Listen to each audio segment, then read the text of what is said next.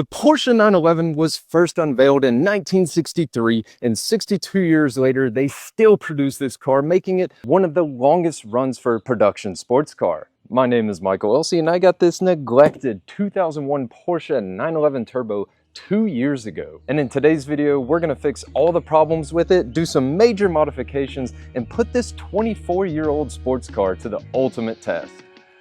This particular car is the exact spec I always dreamed of owning, and since it needed a lot of work, the price was right, and that's why I jumped on this deal. After saving up, I now finally have all the parts to properly sort it out. The turbo model in 2001 is equipped with a Hans Mesger design 3.6-liter twin turbocharged engine, producing 415 horsepower. This is the same engine that is derived from the Porsche GT1 race car that won Le Mans in 1998 and has been updated to liquid-cooled cylinder heads. This engine is completely different from the base model Carrera of the generation, which means it does not suffer from the common bearing failure and bore scoring issues. Hopefully now you see why I'm so obsessed with this timeless sports car, and I've already made so many good memories in it now, so let's fix this baby up.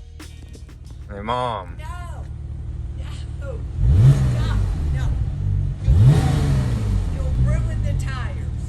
Speaking of tires, that is the first thing I'll be changing out. After replacing the 13-year-old bumpy tires, I go back home and swap out the left front wheel bearing and axle. The last time I drove it, I ran over debris on the interstate, so I really want to thoroughly inspect this car before driving it again.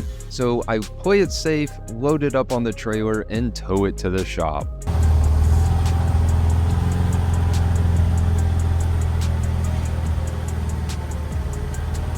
This quirky car with the engine mounted in the rear doesn't fit on the lift like my other cars, so I have to turn it around to hit the proper jack points.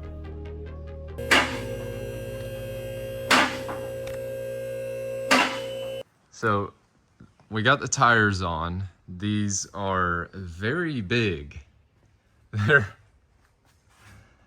315, 25, 19, so it's a very small sidewall. Let's go under the 911 and inspect for damage. These front lips are always pretty rough. Well, okay, there's already damage. Oh no. Man. That's all the damage I see. I think we're good. Just a little dirty under here, but that seems to be every 911.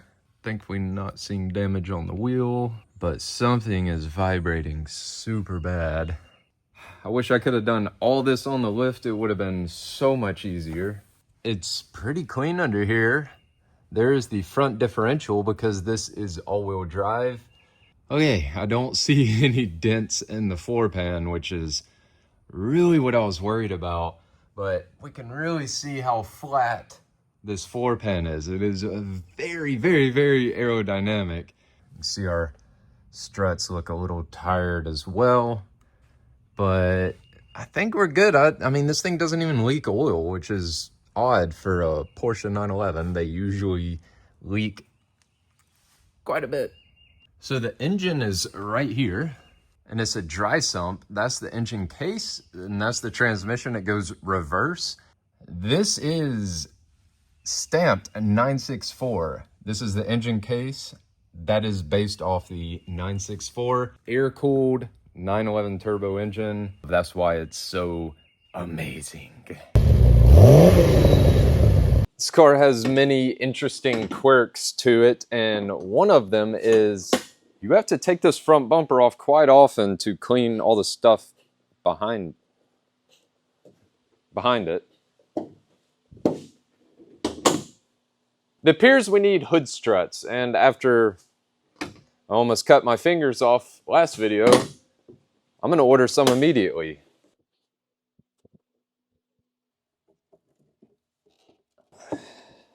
Ooh.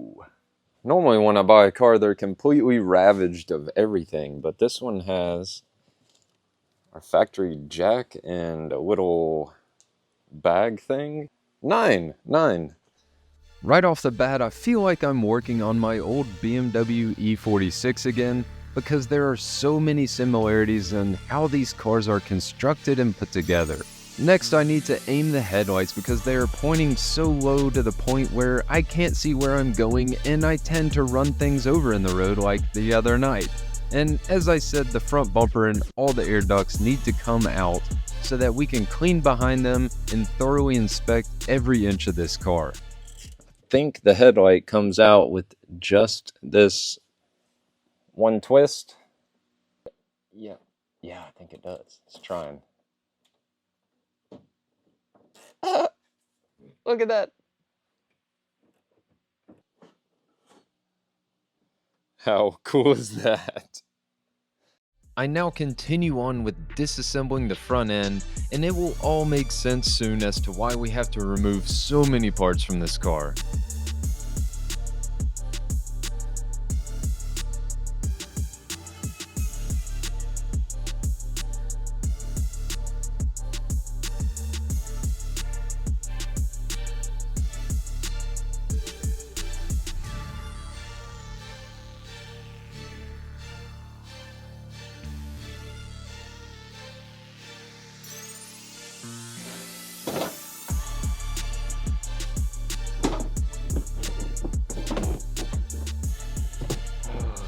Yes.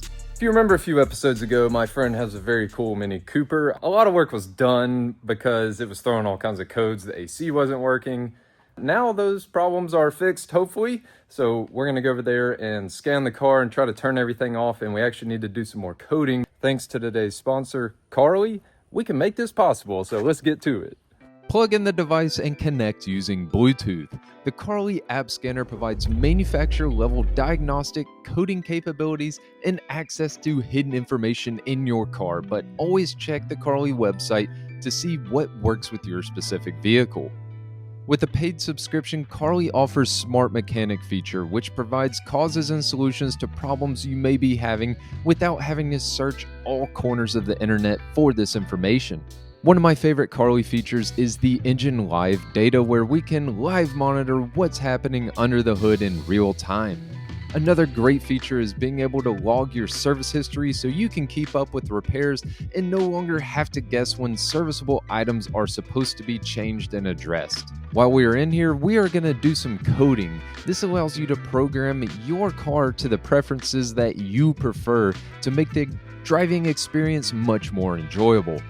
Whether it's your interior lights staying on longer after you exit or adjusting the sensitivity on your brake lights, there are so many detailed settings you can change to cater the car to you. Carly also offers a used car check, where it can check multiple modules in the car to see if there's been any mileage fraud or tampering going on. Thankfully, we are in the clear on this Mini Cooper.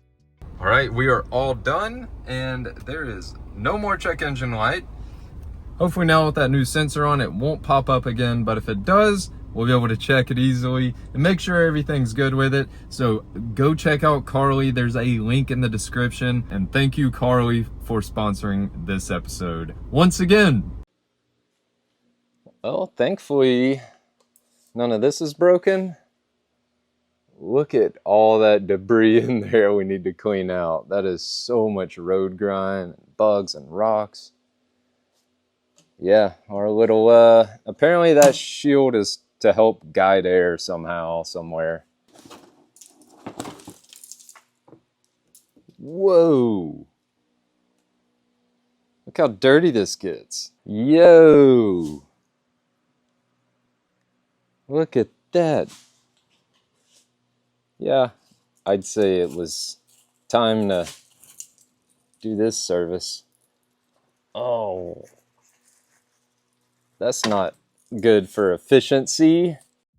The three front radiators carry water to the rear of the car to keep it cool, so we need to clean this out thoroughly to prevent it from running hot, especially with a very hot Alabama summer coming right up.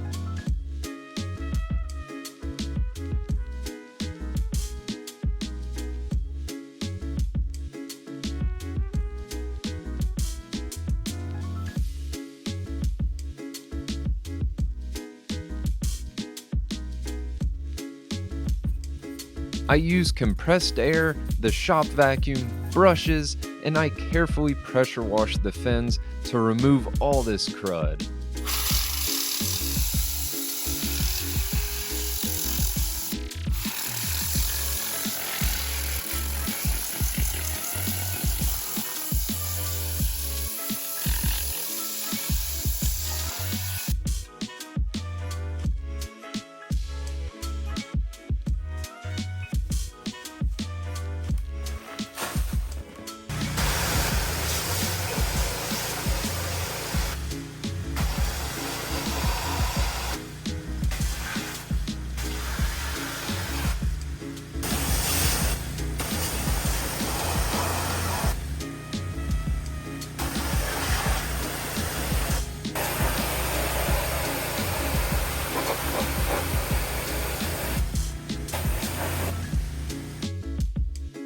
Next, I remove more shields so I can continue my inspection, and they need to be dropped anyways in order to service the differential, but we'll get more into that later.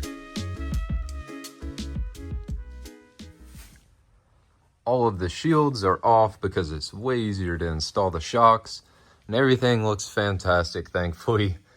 I figured it'd be fine because there weren't cracks in the shields and holes, so I think we're good. What the? The hoe is that way. Okay. All right. So I'm married, but yeah, it's not bad. There's our front diff. Then we have our CV axles up here, which we replaced that one on the left. So now with all the shields out of the way, we can install these coilovers way easier.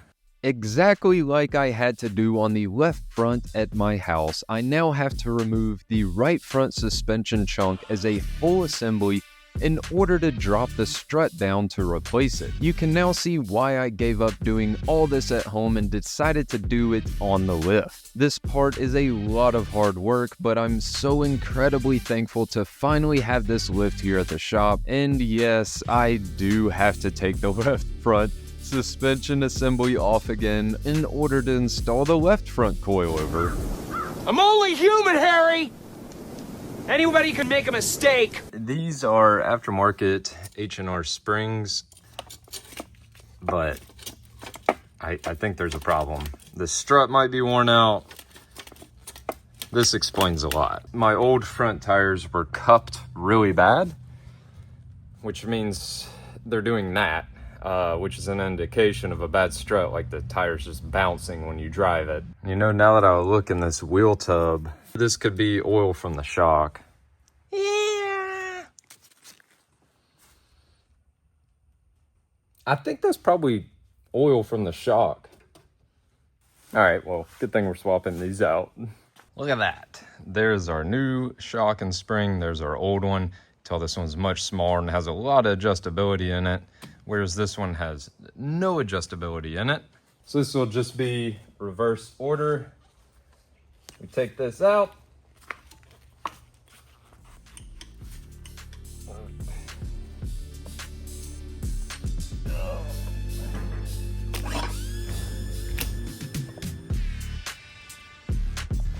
Before I install the suspension back on, I go ahead and thoroughly clean underneath the car.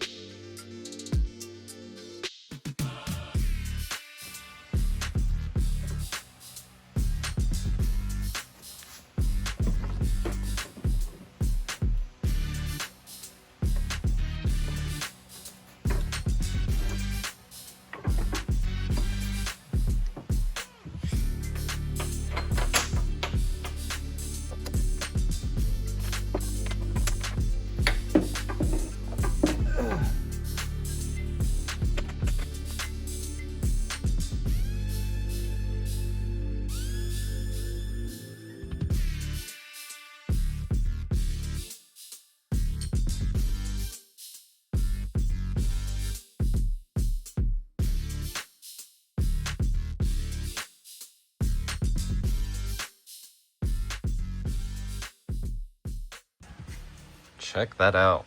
Look how clean this car is. This is fantastic. We got our coilovers on. I think I got the camber set up right. It's looking good. Still gotta rebuild these calipers. I wasn't thinking, I just bolted it back on. No big deals, 2 bolts. Ah, this is nice. I'm gonna go knock out the other side now, which is gonna be the same that this side was. The rear were much easier to swap out. I just had to remove some carpet behind the back seats to access the top nuts, and other than the tight squeeze, it really wasn't that bad.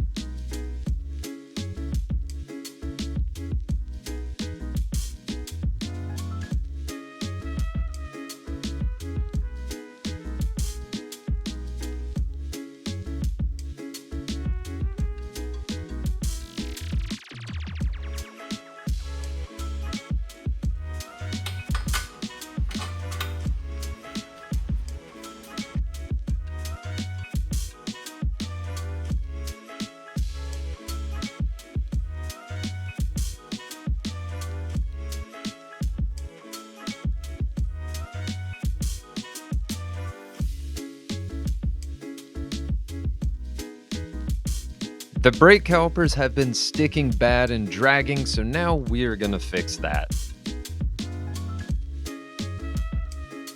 So this is a 4-piston caliper we will be rebuilding. I've never rebuilt a caliper somehow, but we're gonna do that here.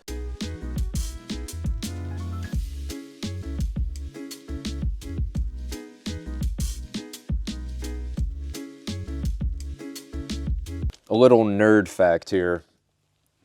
These calipers in 2001 are painted. They are not powder coated back then. So this is interesting. It looks like these have been repainted before. You can see the dust seal. Ooh, these are shot. Crusty. Yeah, look at that. There's internal seals inside here that we need to remove. So we got to pop these out. I'm going to take my air hose with this rubber, stick it right here, and they should all pop out. But it's not that simple. Probably use a block of wood right here to keep them from launching out. Whoa!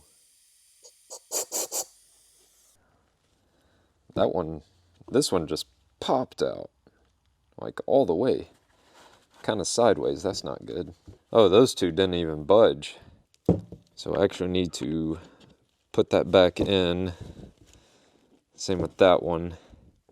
Because we need those two to pop out. Stick those right there and get this big ol' C-clamp. I'll hold these two in. Hopefully those other two come out. Oh yeah. Well, one of them. Let's keep putting air on it and see if we can crank that bad boy out.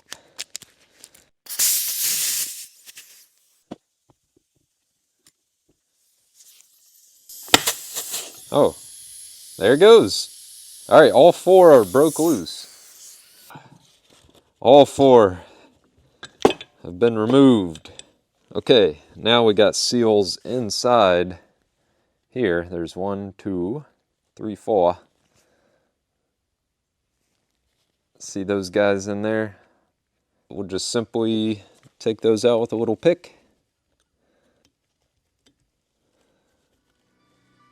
There it is. I use a lot of white lithium grease on the new seals to prevent them from getting pinched while sliding the pistons back into the caliper. As you can see, I scrubbed down the caliper, then repeated this process on the other 3 calipers.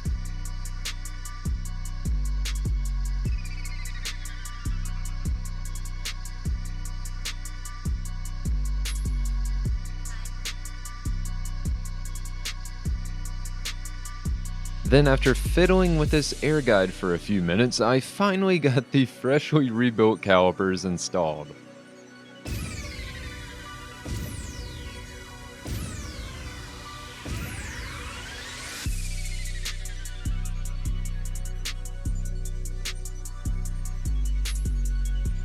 I got some hood struts in.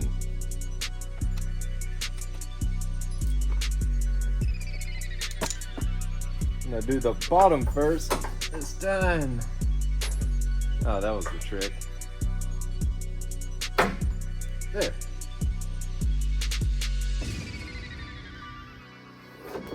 Ooh. All right. All right, the brakes are done. I'm gonna wait for one of my buddies to get here to bleed them. And while we're waiting, it's time to come back here and change the fuel filter, which is way down in there. Here's our new one. It appears, thankfully, we can get to this, I think, without taking the engine out. Hopefully it comes out. There was a nut missing there, but this looks promising.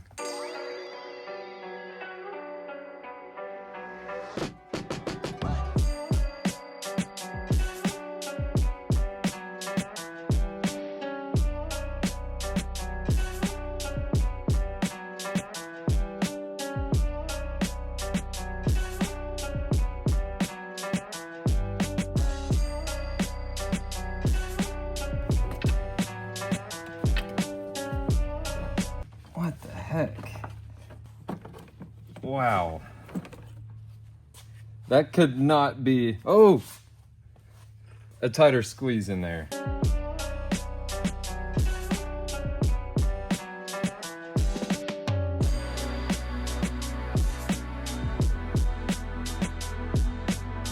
Talk to me.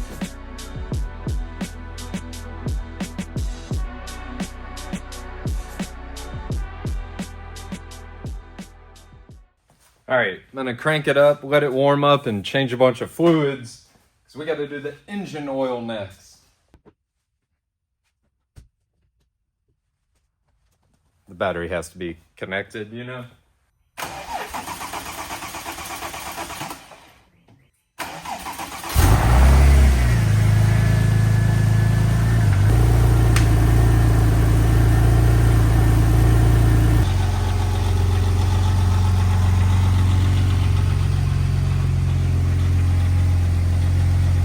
Sounds kind of like a 66 Volkswagen Bug, which gets me really excited. I mean, it's basically a Bug. That's all it is. Oh. Yes. We'll start with the engine case first, which I don't think these really hold a lot of oil up here. I think it's mainly all in the tanks. Oh, whoa, that is hot. Drain the oil out of the turbo. Ah.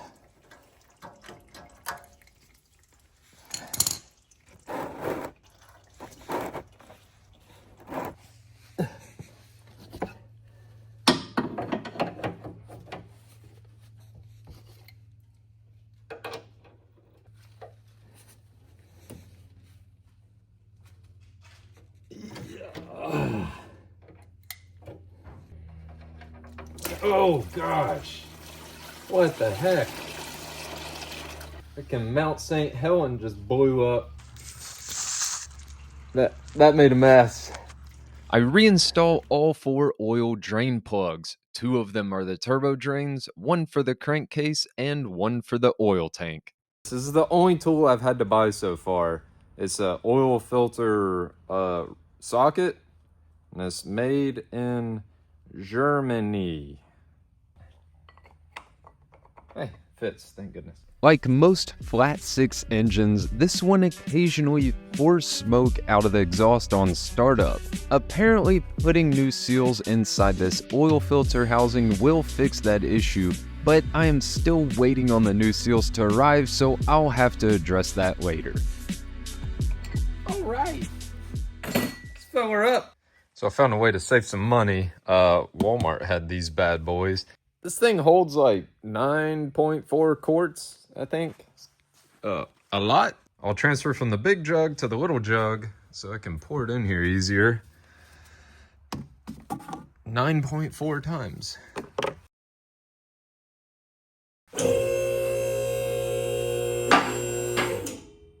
All right, while all the fluids are hot, we're gonna drain the transmission and front differential and change the gear oil.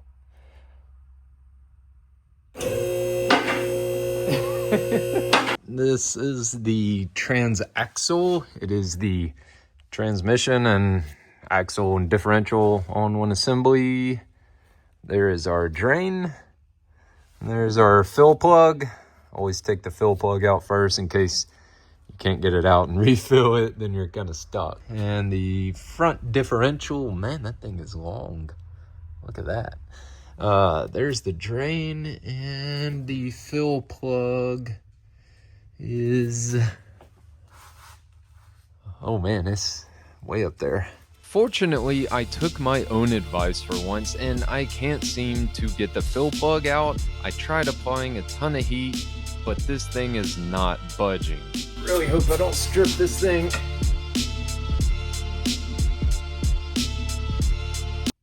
Ow!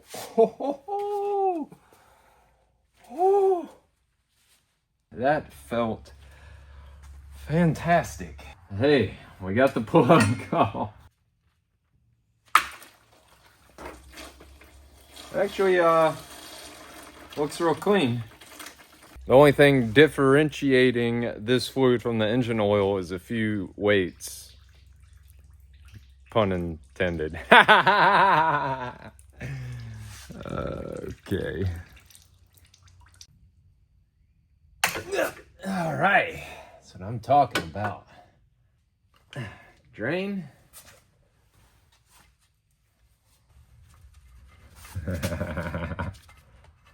Hey, not bad. I don't have any fluid here. We need to go get some fluid.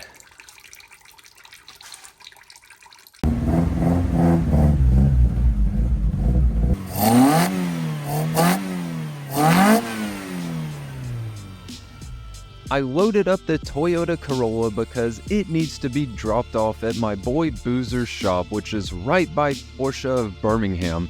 So to kill one bird with 9 stones, I decided to take it with me and do it all in one trip.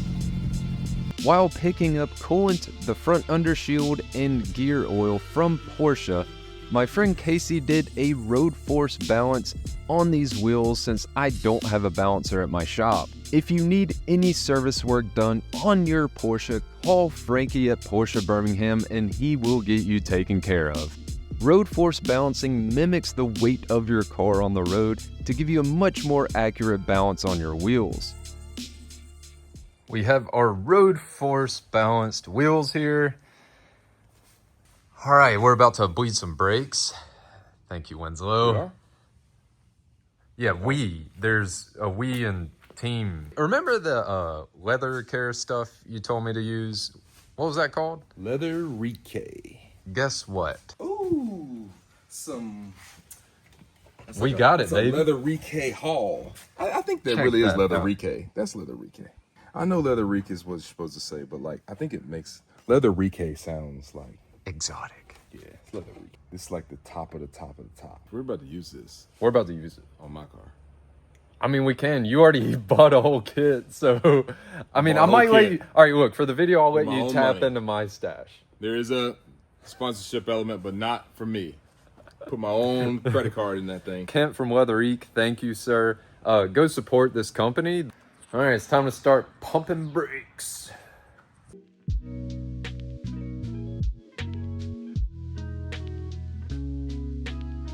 After getting all the air bubbles out of the braking system, I go under the car to fill up the transaxle and front differential assembly using my fluid transfer pump thingy that I got off Amazon.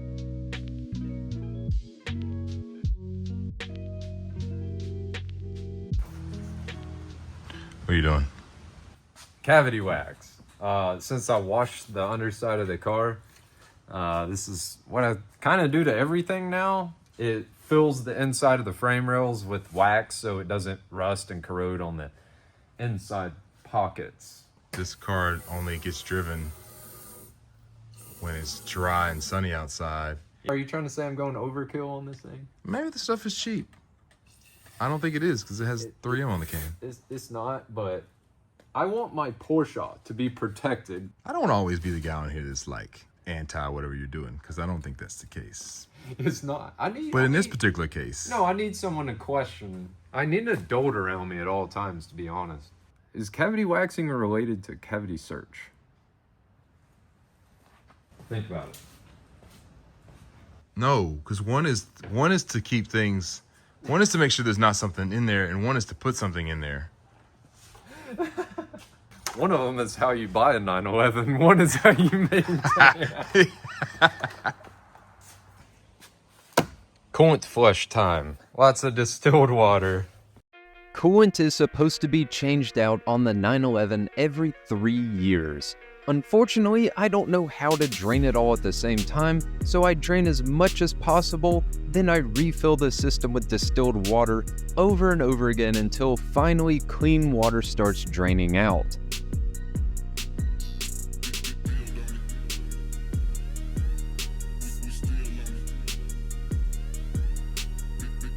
I did find 2 drain ports under the engine and 1 big hose in the center of the car, which helps speed this process up.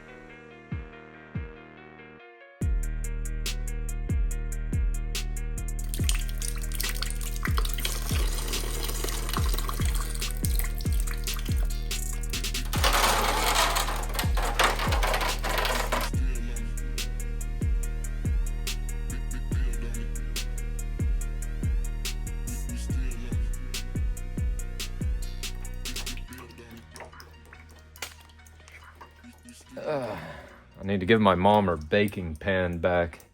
She's probably wondering where that went.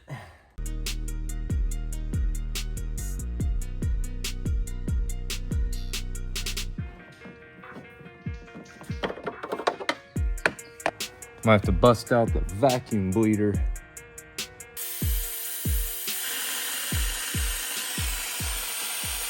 Let me show you how this works. This is actually amazing. You put it on your coolant expansion tank, or I suppose you could put it on a radiator, and you spin this down. So as you spin this down, this part, the rubber part, expands, creating a super tight seal. Okay, so now you can tell it's on there. We got 2 hoses. This hose we will use now to create a vacuum. I just had to do this quite a few times to get all the coolant flushed out.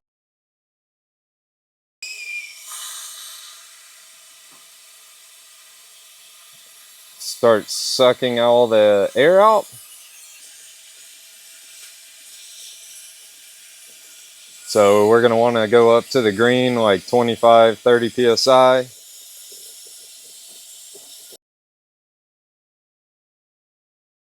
Holding a solid over 25 pounds of vacuum, and it's not going down.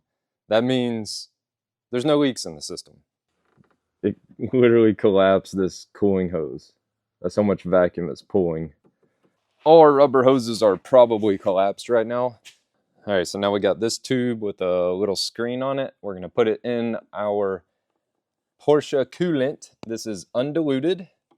So right now it's pure distilled water in the car. After draining it and filling it a bunch, I know that there's 2 gallons of distilled water in, so we need 3 gallons of coolant and 1 gallon of distilled water, and we'll have a perfect 50-50 mix ratio. And now when we open this, there's so much vacuum, it should suck coolant out of here and into the engine. There it goes. Nice.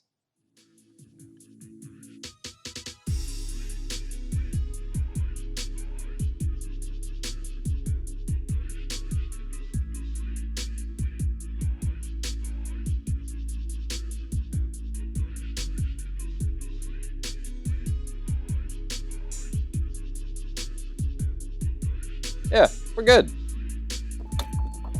And there is the random plume of smoke that occasionally haunts these cars, but experts say it's nothing to worry about, but I will have this fixed as soon as my new seals arrive.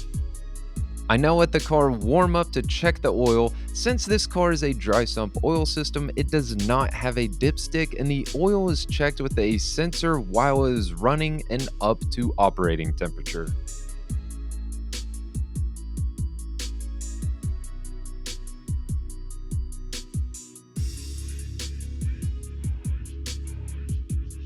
I ended up cleaning and coating all the undershields before reinstallation, and they look fantastic and clean now.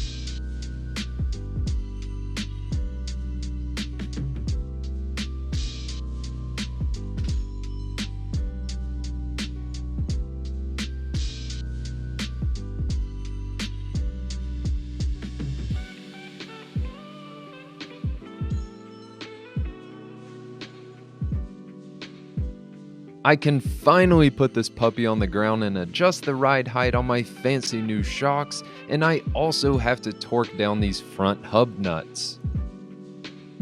One of the many other quirks of this 911 is the taillights notoriously break on the rear mount tabs from all the vibration in the rear, but thankfully a company called Renfix makes these carbon fiber brackets that fix the issue. I've even heard of urban legends where these taillights will fall out while you're driving down the road.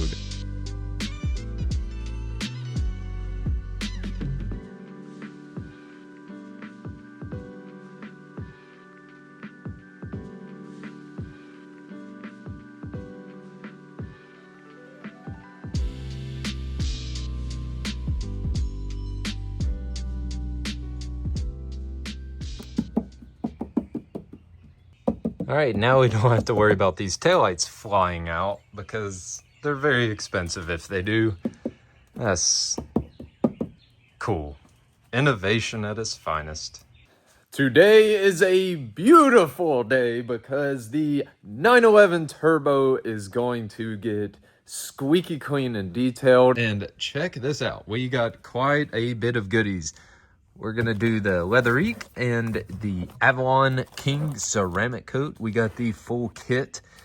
I started first with doing the ceramic coating process to the wheels. The 911 produces a lot of brake dust and it sticks to the wheels like glue. So now with ceramic coating, I'll be able to clean the wheels in the future with hardly any effort.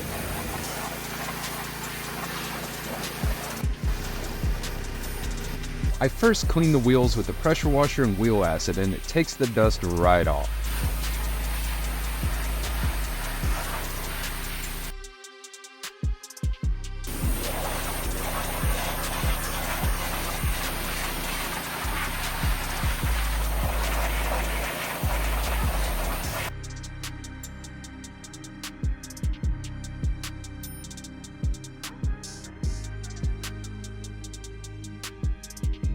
I then scrub the wheels down and give them a hand polish, and thankfully Avalon King included instructions so I don't mess this up. There were lots of small contaminants on these wheels, so I took my time and made sure to get them as clean as possible.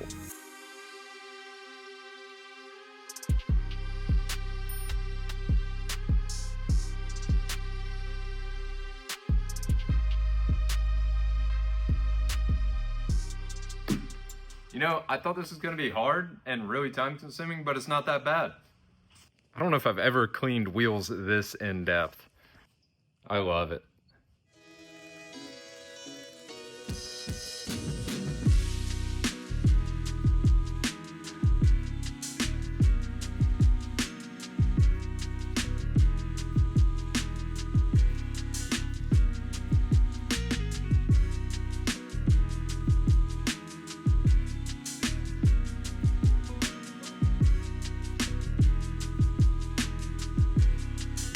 Good and tight.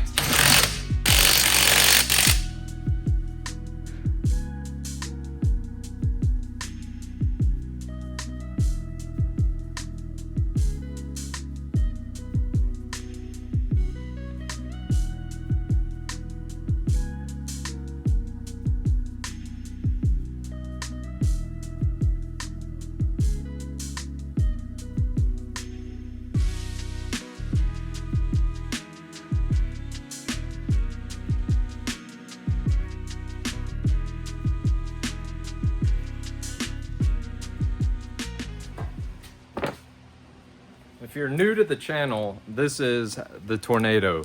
I call it the spinny thing. This thing's awesome. I use it all the time. This one, it come out with a vacuum, so let's try to get it with the Tornado. Respect the Polygon.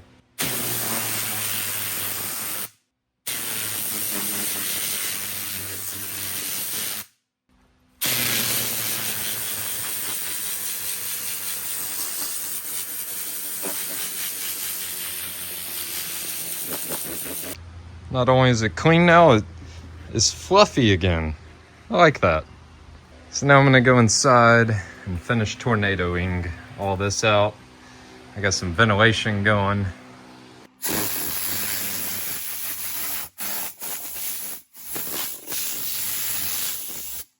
So it's not all sunshine and rainbows. So this is something I need some help with. I don't know what to do about this, but the carbon fiber up here is warped. It's pretty bad and I don't know what to do with it.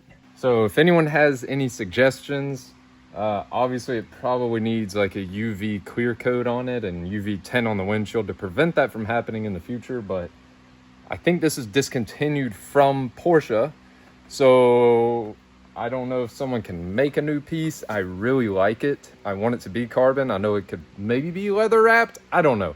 What do you guys think? Like, should I leather wrap this strip of carbon up here? Because over here it's pretty bad and someone's already tried to glue it before.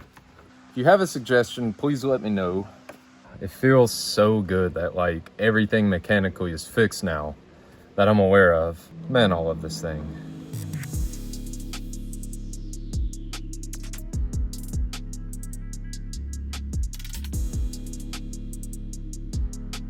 It's now time to restore the leather in this 911 to its former glory. Winslow mentioned earlier in the video how much he recommends Leathereek, so now let's see why he's so obsessed with it. The process is very simple. Simply clean or vacuum the leather, wipe off any excess dirt and debris, then apply the leather rejuvenator liberally and allow it to soak for 24 hours or longer. After that, apply pristine clean to a soft terry cloth towel and wipe the leather clean. Then go back over it with a dry terry cloth towel and clean off any excess. Leathereek is also taking care of us today, and they have a discount code below in the comments, so get this stuff and take care of your car. I got pristine clean here. Let's see. Oh yeah. Whoa. We're getting more impurities out of it. All right, these seats are in very good shape, but they're very old. This one has been treated with Leathereek, and this one has not. The biggest thing, obviously you can see how much moisturized this looks, but the biggest thing is how good it feels now compared to this. You can hear it.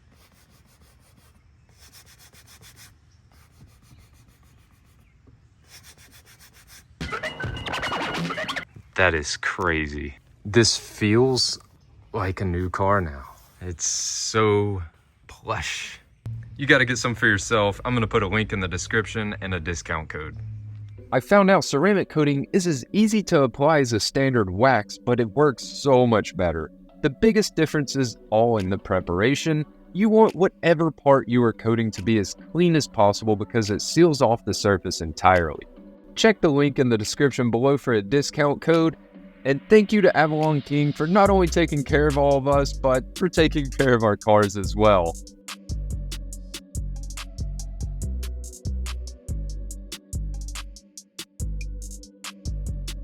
I first washed the car with the Avalon King pre-wash, and I actually started adopting their 2-bucket method as they recommended.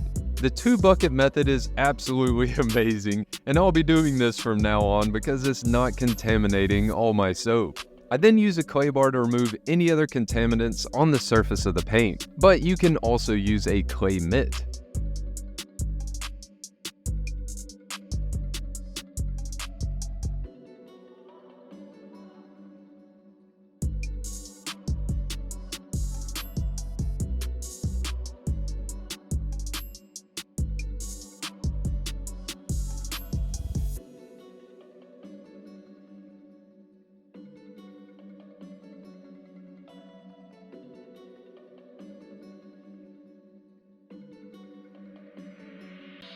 If your paint's in great shape, you don't even have to polish it, but for this older 911 that's super dirty, I go ahead and polish it to give this a nice little paint correction before applying the ceramic coating.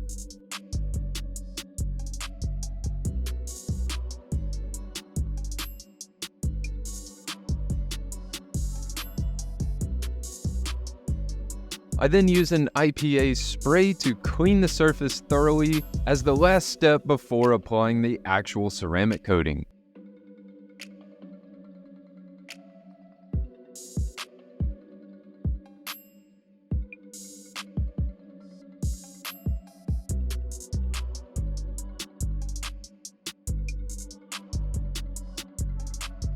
The weather and conditions are a perfect day here at the shop to apply the ceramic coating. I use their micro suede cloth and apply 4 to 5 drops on the block and put it on the paint. After I have a thin layer on the surface, I go back over with a microfiber and clean off all the residue.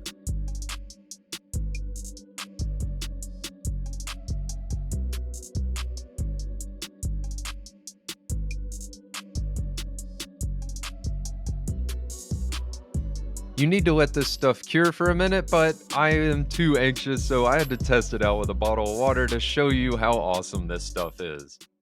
It's done. It is clean, top to bottom, ceramic coated, tuned up. Oh, this feels good. This is probably the cleanest this car has been in a very long time. I am so excited about this. It's protected, it's clean. It runs great. This is a dream come true. I could just stare at this all day. I think I need to drink a beverage and just stare at it, but I can't because we still got a lot of work to do and a lot of cars to fix. Yeah, that one should be next video. I'm gonna let this ceramic coat cure, and then we're gonna get this car on the road and see how it drives. It is the moment of truth. It is time to test drive this thing. It's smooth. It's not bumpy anymore. Just turns in so much better now. So floaty before, I mean.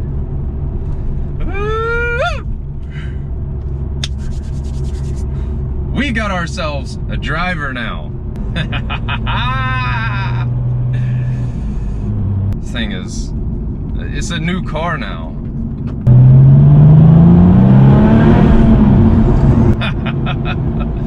Oh, that never gets old. I looked up a drag strip in Steele, Alabama called Alabama International Dragway. For 50 bucks, anybody can show up and drive their car down the racetrack. So we're gonna see what kind of times this can do the quarter mile in. I believe factory, they say this does a quarter mile in 12.5 seconds. I don't know if that was a manual or automatic. So if I can get anywhere near 12.5, I think that's a huge success. If we can beat the time, then, well, that's just, wow. I'm betting in the brakes now, and I feel good about it. Let's go have some fun and see how this car does. We made it to the racetrack. We have the Porsche 911 Turbo, Germany's finest. Speaking of which, how do you say drag racing in German? I have no idea. How do you say good morning in German? Guten Morgen. No, it's not. Yeah, it is. Guten Morgen. I think he made that up. That's Steven. He claims he knows German. Got Justin, Will. You brought a camera? I did bring a camera. It's new. Oh, nice. Just got it yesterday. So we're gonna break in the camera. Yep. He's got his LZ shirt on. I had to bring the Porsche shirt. I got 100 says it does 12.3. 12.3. Yep. 100 bucks. 100 bucks on the 12.3? Yep. Ooh. Okay. Well, you're wearing a German shirt. This is perfect.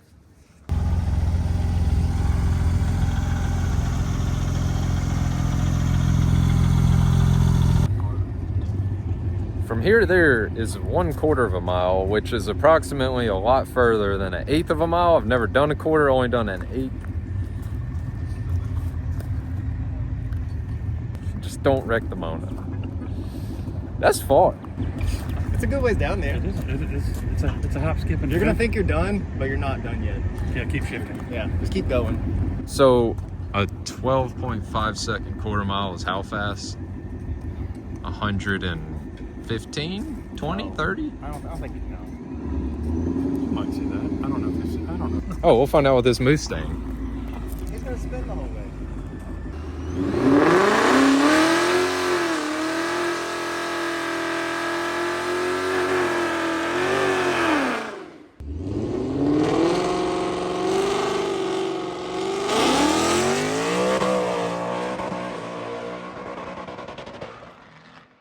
Dang it, I should have worn my Corvette shirt.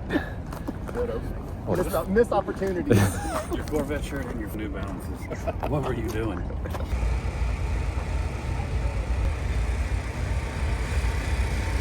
There's some race cars out here.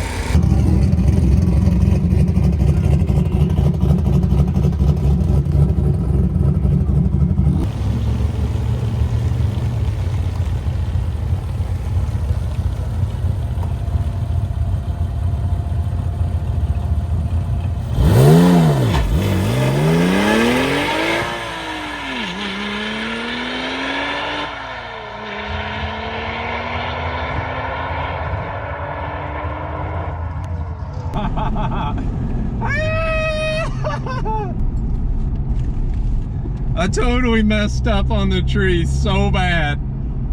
I double bulbed it and then, yeah, I screwed that one up, but this car hooks. 13,145 at 109 miles an hour. Asleep at the tree. Have beat the time. I think, if you right? can't sleep, if you don't sleep at the tree. Is that what that means? 0.991? It'd be cool if it was 0.996, That was right? your reaction time. RT's reaction time. That's not good though, right? Okay. You want as close to 0 as you can get. We want 0, baby. There's one other import here, the Civic, so me and him must band together.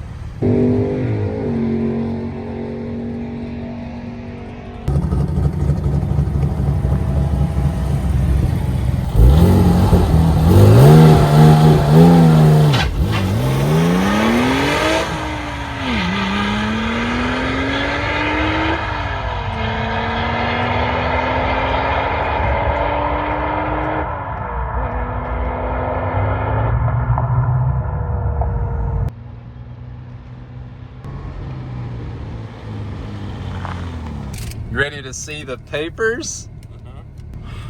114 on a 13.2. So you. 13.2. That's not bad. What'd I say stock was? 13.5? I think they said it was like 12.3. Oh, dang it. Well, on the first time, I think you had a faster run, but with the lower speed. So you picked up more speed on the back end.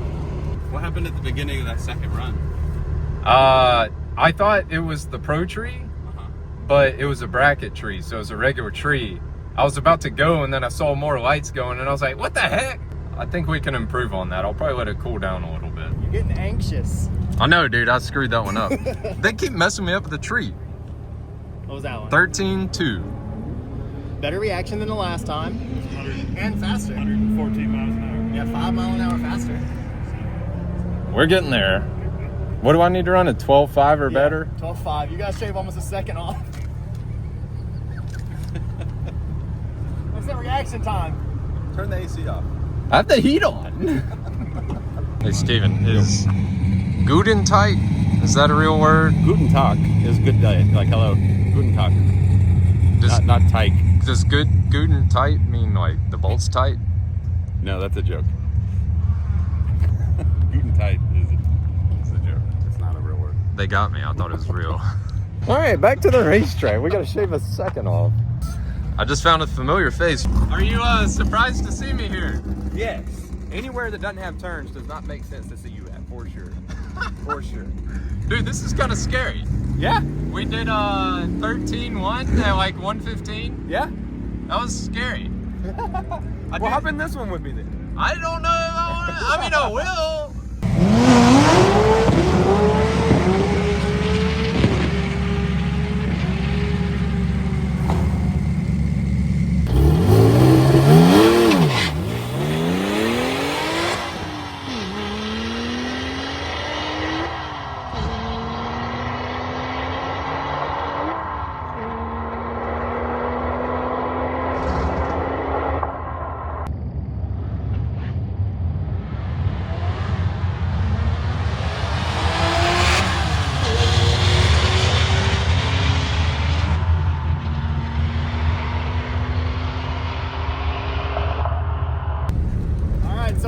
better. Hello, gentlemen. We did a 12.6 at 116.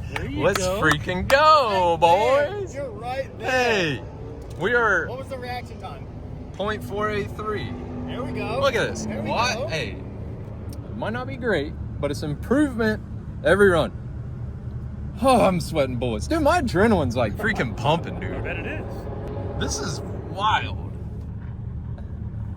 I think that guy does YouTube. We'll go talk to him.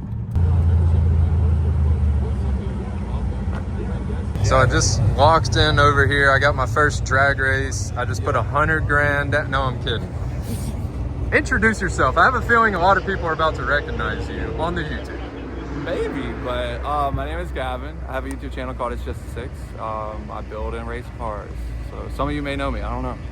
That Just is comment awesome. down below on his video. Blow this video up if you do know. So Haven't drag raced in a while, so I'm just trying to pick his brain and get some pointers. This is awesome, man.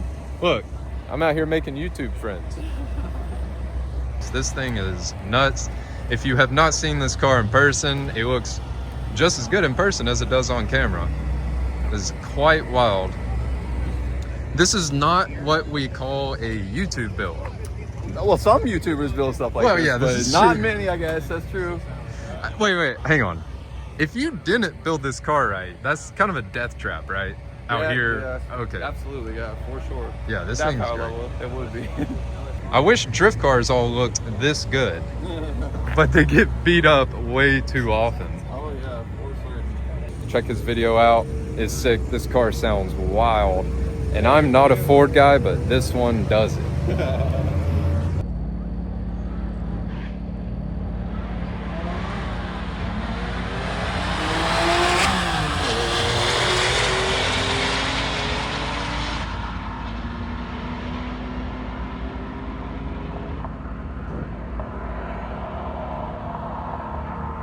All right, so we're 12.7. Way better reaction, but way slower 60 foot. I didn't spin? No, it didn't spin. It might have been clutch or me, I don't know. I got very close to what this car did brand new. I think I'm good. I'm good. Are y'all good? Oh yeah. We'll call it horseshoes. Close enough. I'm so happy with how well this car drives, and it's refreshing to see that it still puts down the same numbers that it did 24 years ago. Thank you all so much for watching, and I'll see you on the next video.